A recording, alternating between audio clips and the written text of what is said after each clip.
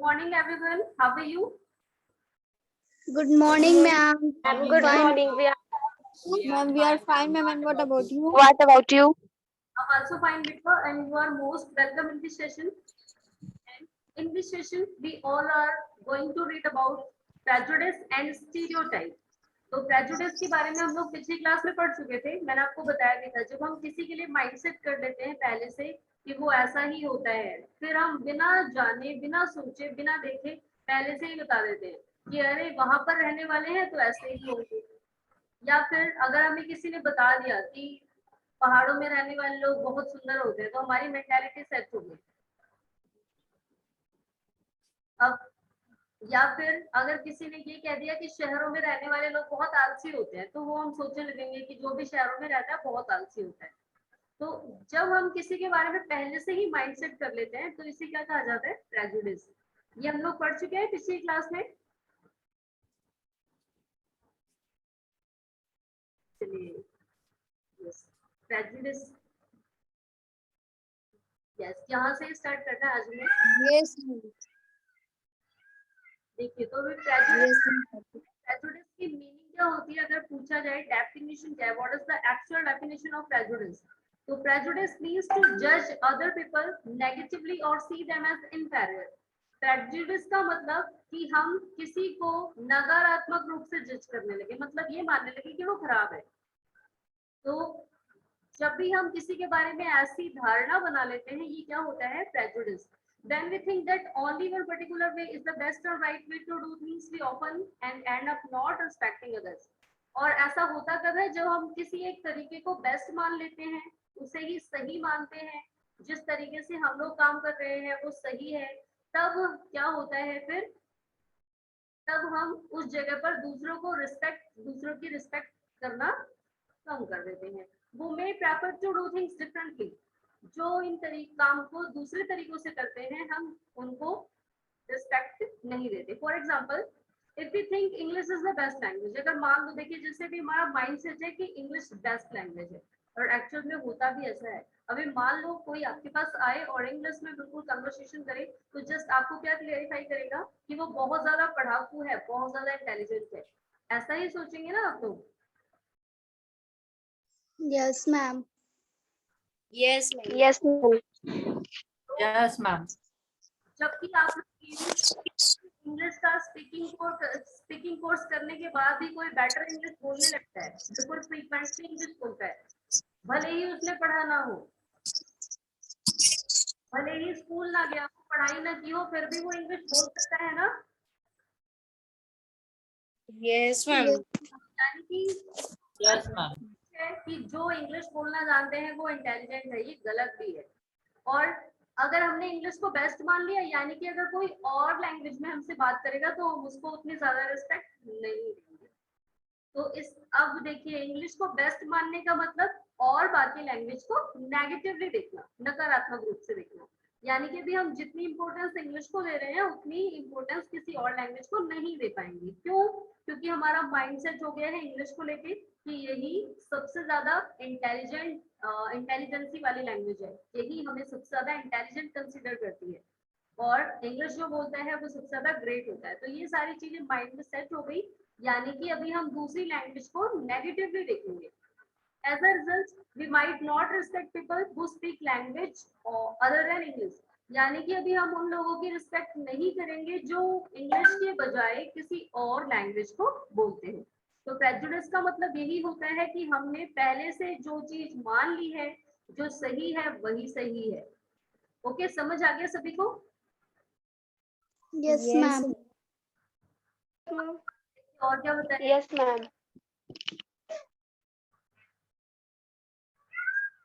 Then we can be prejudiced about many things. अब हम केवल एक ही चीज के, मतलब लैंग्वेज का एग्जांपल दिया है, तो ऐसा नहीं है कि केवल लैंग्वेज के ही बारे में हम लोगों की मेंटालिटी सेट है, और भी चीजों के को लेकर होती है. जैसे अभी कलर ऑफ हेयर स्किन, लोगों के रंग को लेकर के, उनके रीजन, उनके क्षेत्र को लेकर के, the accent they speak in the clothes they wear etcetera, कहाँ पर वो लोग रहते हैं, उनके पूर्वज कौन थे, कौन सी भाषा बोलते थे, किस टाइप के कपड़े पहनते हैं, ये सारी चीज है जो प्रेजुडिस, जिसको लेकर के प्रेजुडिस किया जाता है. यानी कि इन सारी चीजों को लेकर के माइंडसेट हम लोग पहले ही कर लेते हैं। जैसा कि मान लो ट्राइबल कम्युनिटी का नाम लिया जाए तो हमारे माइंड में क्या आएगा, ऐसे लोग जो बहुत ही बैकवर्ड तरीके से रहते हैं, जो लोग सभ्यता जानते ही नहीं, जो बिल्कुल मॉडर्निटी जानते ही नहीं है, अजीब टाइप के कपड़े पहनते हैं, जंगलों वाली चीजें खाते हैं, तो इस टाइप का माइंडसेट हो गया हमारा उनके लिए। और यही चीज है जो हमें उन्हें उनसे फ्रेंडशिप करने से रोकती है। यानी कि अभी हम लोग ये मानेंगे कि वो हमसे बिल्कुल अलग है, बिल्कुल ही ज्यादा डिफरेंट है, तो हम लोग उनसे फ्रेंडशिप नहीं करेंगे। और इस तरीके से हम उन्हें बहुत बार हर्ट भी कर देते हैं। जैसे भी मान लो कोई डिसेबल बच्चा है, फिजिकली इम्पेयर्ड बच्चा है, और हम लोग ये सोचेंगे कि अरे हम लोग इससे फ्रेंडशिप नहीं करेंगे क्योंकि ये तो हमारी जैसा नहीं दिखता, अलग टाइप का है, तो यानी कि इस टाइम पे हम उसे हर्ट कर रहे हैं। ओके, चलिए अब आता है Yes, ma'am. स्टीरियोटाइप। स्टीरियोटाइप क्या होता है? लिंगवादी धारणा, रूढ़िवादी धारणा। जब हम किसी एक जेंडर को लेकर के, स्टीरियोटाइप मतलब लिंग आधारित भेदभाव, जेंडर के बिहाफ पर लोगों के बीच में डिफरेंशिएट करना, तो इसे हम क्या कहते हैं? स्टीरियोटाइप। ओके, ये कहाँ किया जाता है? हमारे सोसाइटी में पहले बहुत ज्यादा था, बट आज अभी आज के टाइम पे अब नॉर्मल हो गया है। All of us are familiar with gender differences. हम सभी जेंडर डिफरेंसेस के बारे में जानते हैं। बहुत बार आपने अपनी फैमिली में भी देखा होगा, जब किसी के यहाँ बेटी होती है, दूसरी बेटी फिर से हो जाती है, तो लोग अपसेट हो जाते हैं, कहते हैं अरे फिर से बेटी हो गई। बहुत फैमिलीज में होता है आज के। तो यानी कि जेंडर डिफरेंसेस को हम सभी लोग आज भी नोटिस करते हैं अपने आसपास। What does it mean to be boy और गर्ल? इसका मतलब कि लड़की या लड़का। Many of you would say we are born as boys and girls. बहुत बार ये कहते हुए लोगों को सुना गया है कि हम लड़के होके जन्म लिया है हमने, या फिर हमने लड़की होके जन्म लिया है। बहुत बार लेडीज जब परेशान हो जाती होंगी, मान लो अभी लेडीज हैं, शादी के बाद नहीं पढ़ पाती, तो वो क्या कहेंगी? अरे हमने लड़की होके जन्म लिया है ना, इसलिए नहीं पढ़ पाएंगे हम लोग, या फिर हम लोग बाहर नहीं जा सकते क्योंकि हमने लड़की होके जन्म लिया है। ऐसे ही जो बॉय हैं वो मान लो कभी रोते हैं, उनको ये बोल दिया जाता है कि रो नहीं, अरे तुम रोते क्यों हो, तुम तो लड़के हो, ऐसा भी बोला जाता है बहुत बार। और लड़के रोते नहीं है, बहादुर होते हैं। तो इस टाइप की चीजें हमारे Yes, ma'am. सिखाई जाती है। What is there to think about? मतलब ये वो है कि ये धारणा हमारी खुद की नहीं है, हमारी सोसाइटी ने जो हमें सिखाया है ना, हमने सोसाइटी में रह के, अपने समाज में रह के जो सीखा है, ये हम भी उसी तरीके से सोचना शुरू कर देते हैं। अभी देखिए, ये मैंने आपको टेबल दी थी अरेंज करने के लिए कि कौन सी स्टेटमेंट बॉयज के लिए कही जा सकती है और कौन सी गर्ल्स के लिए। जैसे अभी पहला कहा गया है, दे आर वेल बिहेव, वो बहुत व्यवहार बहुत अच्छा होता है। किसका अच्छा होता है, गर्ल्स का या बॉयज का? मैम बॉयज का। बॉय का। ये girls Ma'am, boys. Ma'am boys का। जाता है, मोस्टली गर्ल्स के लिए कहा जाता है। क्यों? क्योंकि अधिकतर लड़कियां ही तो आती है दूसरे घर से, या फिर जो व्यवहार कुशलता होती है वो लड़कियों की ही देखी जाती है, क्योंकि उसे नई फैमिली में जाके एडजस्ट करना पड़ता है, तब उसके लिए कहा जाता है कि वो वेल बिहेव है।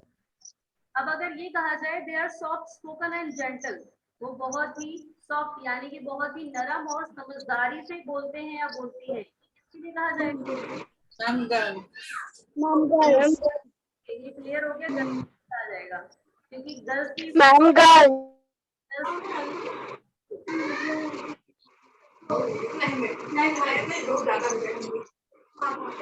बहुत ज्यादा समझदार भी होती है।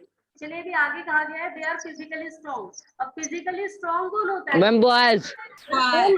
बॉयज। अरे अभी फिजिकली स्ट्रॉन्ग तो Ma'am, ताकत है Ma'am, boys.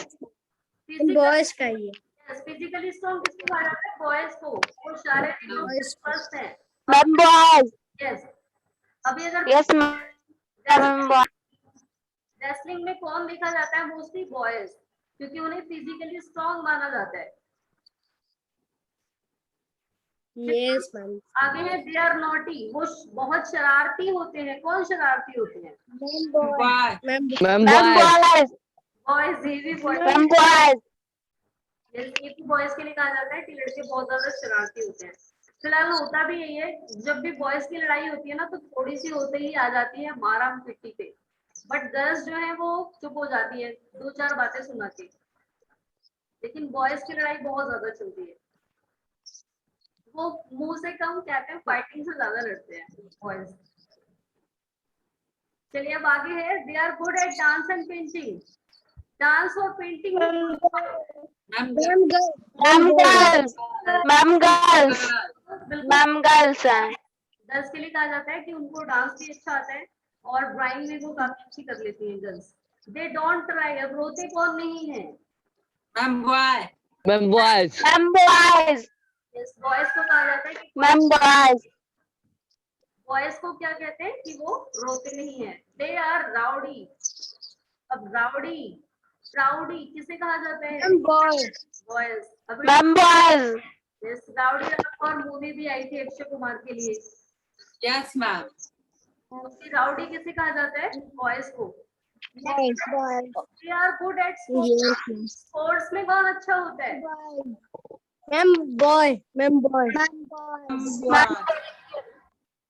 Yes, mostly sport में बॉयज ही अच्छे होते हैं, क्योंकि गर्ल्स को उतना एटमॉस्फेयर ही कहाँ मिलता है कि वो अपनी कलाकारी दिखा पाए स्पोर्ट में, क्योंकि मोस्टली गर्ल्स को घर पर Yes, ही ma'am. दिखाई देता है। अब कहा गया है they are good at cooking. खाना बनाने में कौन अच्छा होता है? Ma'am girls. Ma'am girls. Ma'am girls के लिए. यस, गर्ल्स के लिए कहा जाता है। They are emotional. अब इमोशनल भावुक कौन होता है?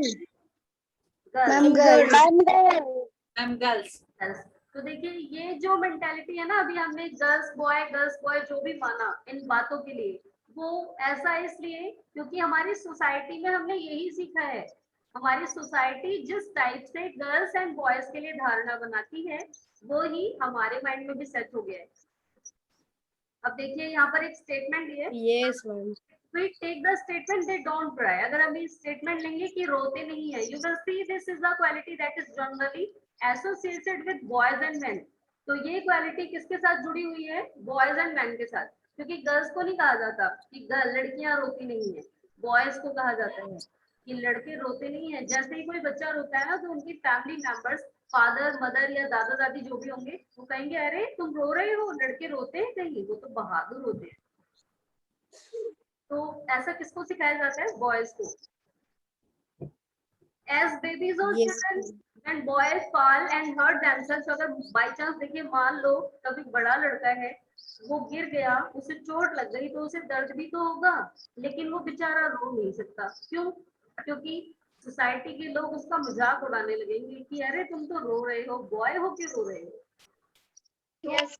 जब भी कोई बॉय Yes. आता है या फिर हर्ट होता है वो, तो उसके पेरेंट्स और जो बाकी फैमिली मेंबर्स होते हैं, वो उसे क्या कह के कंसोल करते हैं कि अरे तुम बच्चे रोते हैं, यही कह के समझाते हैं उसे कि अरे बॉय रोते हैं कहीं, डोंट ट्राई, रो मत, यू आर अ बॉय, तुम एक लड़के हो, एंड बॉयज आर ब्रेव, लड़के तो बहादुर होते हैं, दे डोंट ट्राई, वो रोते नहीं है। और जैसे जैसे वो लड़का बड़ा होता है, उसके माइंड में सेट हो जाता है कि बॉयज रोते नहीं है। जैसे ही बॉयज को कभी ऐसा लगता है कि हमें रोना आ रहा है, तो उन्हें अपने आप को खुद को रोक लेना पड़ता है ऐसा करने से। He also believes that crying is a sign of weakness। साथ ही उसके माइंड में ये भी सेट हो जाता है कि रोना कमजोरी की निशानी है। कौन रोता है? जो कमजोर होते हैं, बहादुर नहीं रोते। और बहादुर किसे कहा गया है? बॉयज को। Ma'am boys So even though both boys and girls sometimes want to cry, especially if they are angry or in pain, as they grow older, boys learn or teach themselves not cry।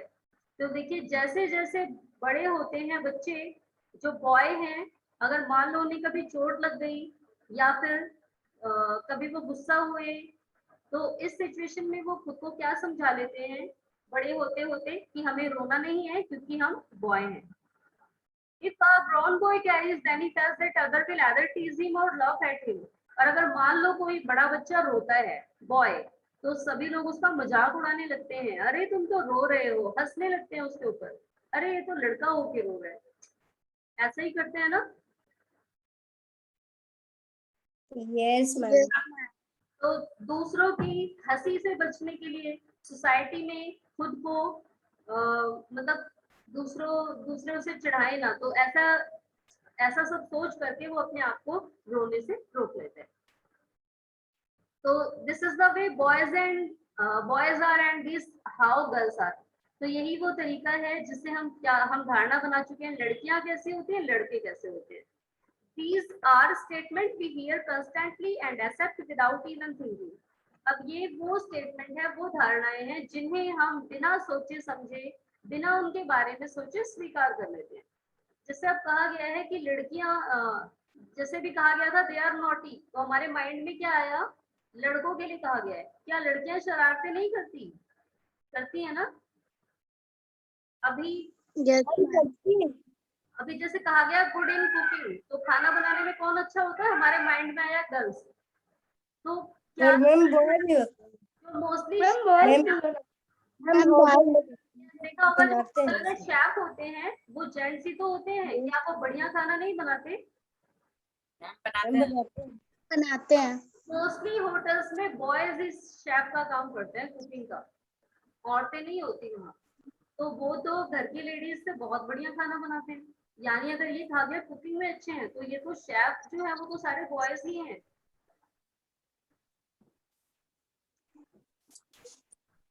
लेकिन हम लोगों ने जो हमारी society जो कहती है ना, उसे सुन सुन करके एज एक्सेप्ट कर दिया है कि हाँ ऐसा ही होता है, गर्ल्स ऐसे बॉयज ऐसे।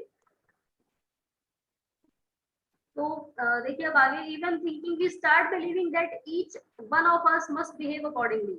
तो हमने अपनी सोसाइटी में कहते कहते सुन लिया और हम उसी के अकॉर्डिंग बिहेव भी करते हैं।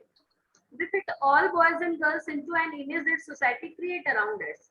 हम अपने आप को एज अ बॉय या फिर एज अ गर्ल उस इमेज में फिट कर लेते हैं जैसा हमारी सोसाइटी ने क्रिएट किया है। यानी अभी देखिए हमने एक एग्जांपल पढ़ा कि लड़का बड़े होते होते खुद को ये सिखा लेता है कि मुझे रोना नहीं है, क्योंकि सोसाइटी क्या कहती है कि बॉयज रोते नहीं है।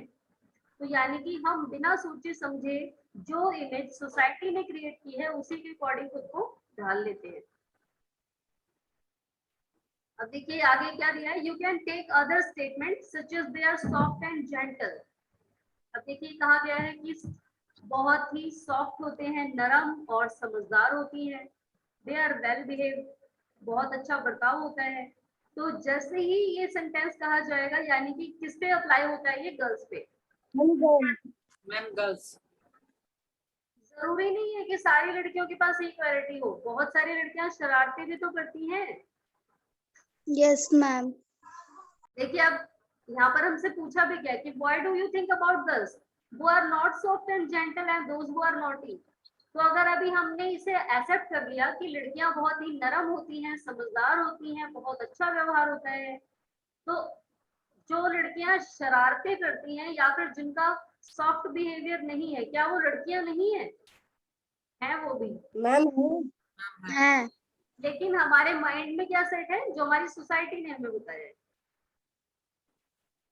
तो जैसे देखिए when we fix people into one image we create a stereotype.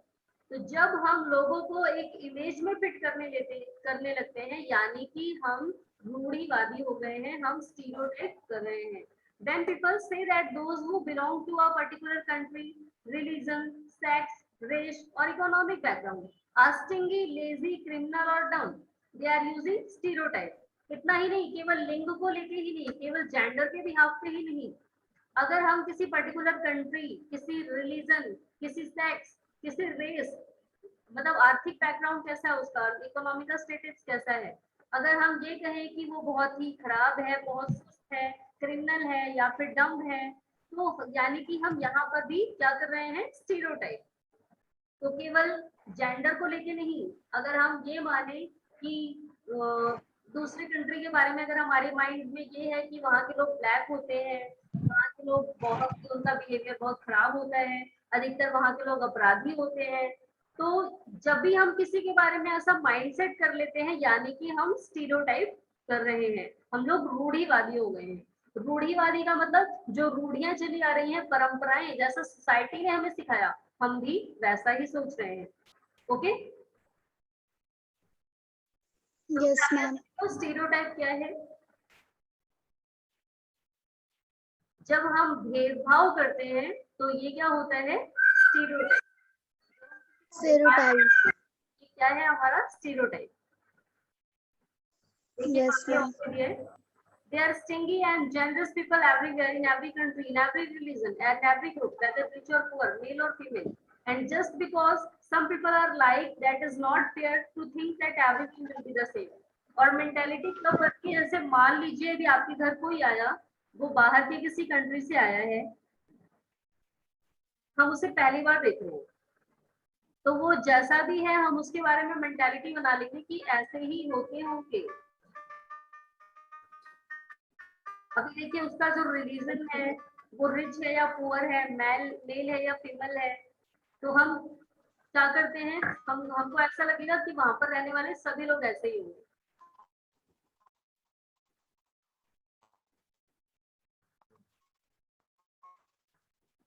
चलिए बाद में क्या दिया है हमें, stereotypes stop us from looking at each person as unique individual with his or her own special qualities and skill that are different from others।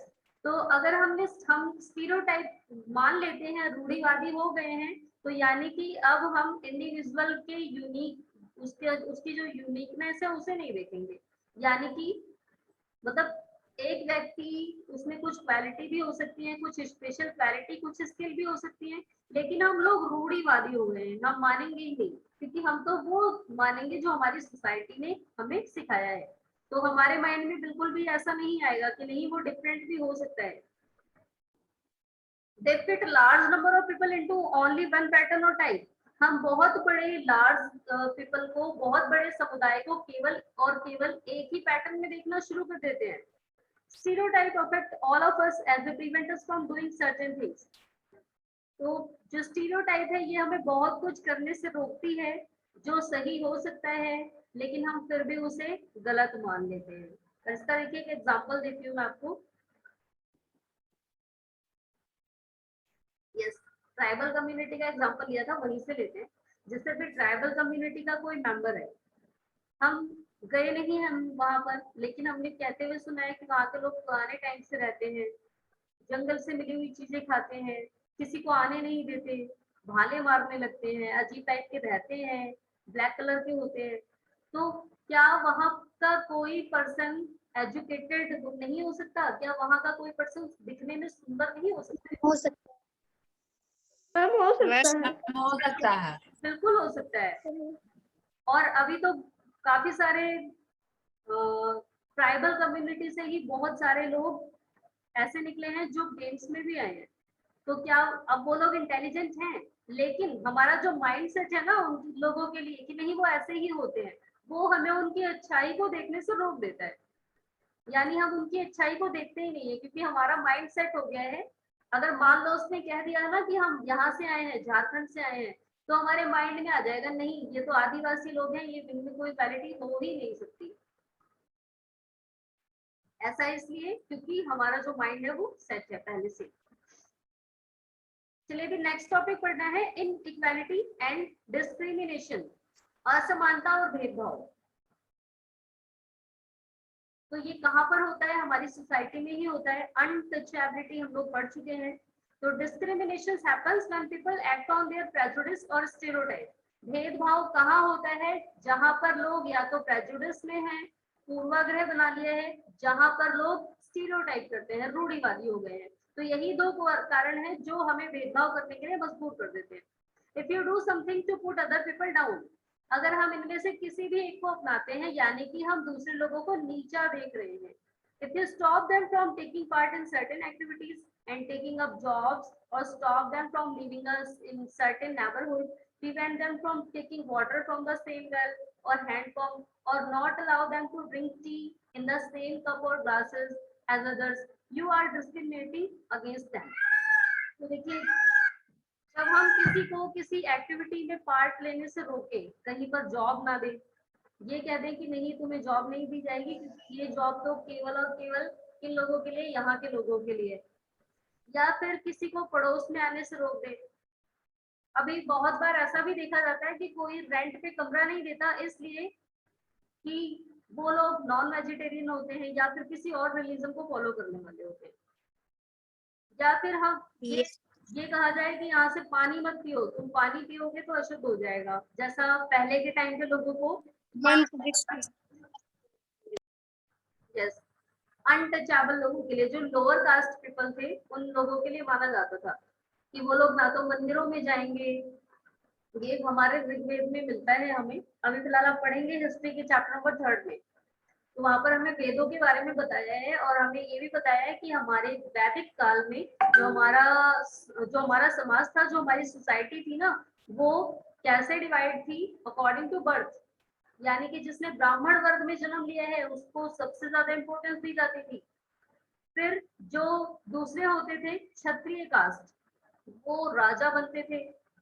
अगले होते थे वैश्य, जिनका काम होता था ट्रेडिंग, व्यापार करना। और सबसे लोअर कास्ट कौन सी होती थी? शूद्र, जिन्हें अछूत समझा जाता था। और इतना ही नहीं, इन लोगों का घर भी अलग होता था, यानी कि वो लोग ब्राह्मण, क्षत्रिय और वैश्य इनके एरियाज में अपना घर नहीं बना सकते थे। इन लोगों को मंदिर नहीं आने की इजाजत थी। जब भी राजा निकलता था तो पहले ही इन लोगों को कहा जाता था अपने गेट बंद कर लेना, तुम लोगों पर नजर ना पड़े, तुम लोग बाहर नहीं आओगे, अगर छू गए तो अछूत माना जाएगा। इस टाइप की मेंटालिटी थी पहले। तो अगर आज के भी टाइम पे कहीं ऐसा किया जाता है, किसी को पानी लेने से रोके, पड़ोस में ना बसने दे, किसी को हैंडपंप ना छूने दिया जाए, अपने घर पे चाय ना पिलाई जाए, अपने घर पे बर्तन ना छूने दिए जाए, तो यानी कि हम इस टाइम पे डिस्क्रिमिनेट कर रहे हैं, भेदभाव कर रहे हैं किसी और के साथ। बहुत सारे गाँव में आज भी है। लोग क्या मानते हैं, एक ग्रुप को अछूत मानते हैं, उनके बर्तन अलग रखे जाते हैं, तो उन्हें अपने घर वाले खाना नहीं तो अछूत हो जाएगा। Yes, ma'am. तो यानी कि हम आज के टाइम पर भी क्या कर रहे हैं, भेदभाव कर रहे हैं, जो कि गलत है।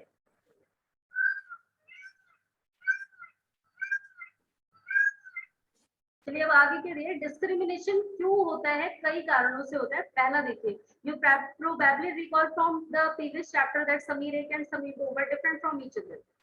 तो अभी हम अगर पिछला चैप्टर याद करें, समीर 1 और समीर 2 जो दोनों की फ्रेंडशिप हुई थी, दोनों एक दूसरे से बहुत अलग थे, अलग अलग रिलीजन के थे। एक हिंदू था, एक दूसरा मुस्लिम था।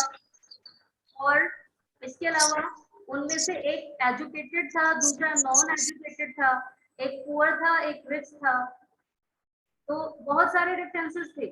However, this diversity can also be a source of discrimination. तो ये भी भेदभाव का आधार हो सकता है, यानी कि उसे इस बिहाफ पे भेदभाव किया जाए। मान लो समीर, एक जो बड़ा वाला समीर था, वो ये कह देता कि नहीं मैं दोस्ती नहीं करूंगा क्योंकि तुम पढ़े लिखे नहीं हो, अनपढ़ों से दोस्ती नहीं करता मैं।